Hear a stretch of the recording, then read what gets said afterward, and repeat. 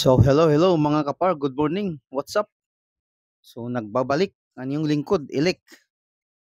So, ngayon mga kapar, ang ginawa natin is for today's videos is tanggalin natin ito ang kaniyang terminal sa kaniyang solenoid valve.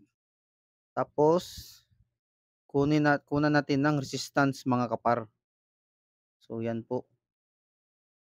Kumbaga nagto-troubleshoot tayo mga kapar kasi hindi na lumabas ang tubig sa loob.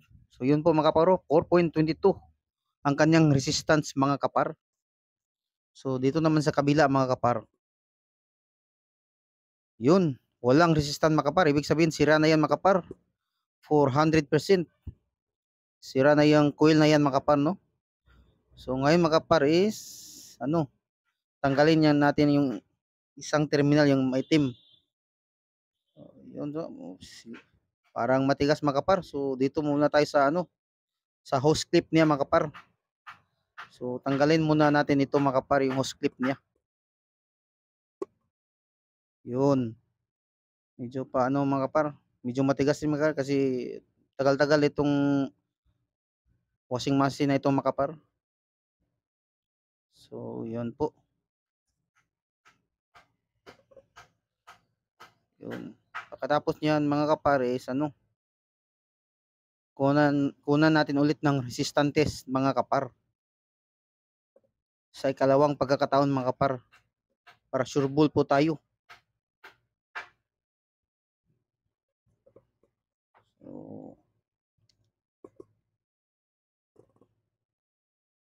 So ito na po yun mga kapar. Natanggal na rin sa wakas. So ngayon mga kapar is kunan na natin ng resistance mga kapar itong kabila. So yung final reading na itong mga kapar, yung resistance niya.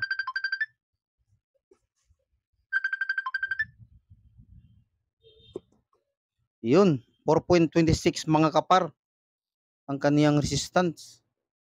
Tapos ito sa gitna is 4.37 mga kapar. So ibig sabihin okay ang dalawa mga kapar. So ito naman sa kabilang banda mga kapar.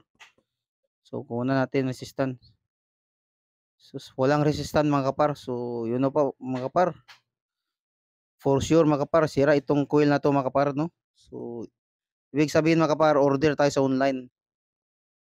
So yan lang po mga kapar. Sana follow my share, likes and follow my page mga kapar. So thank you and God bless all.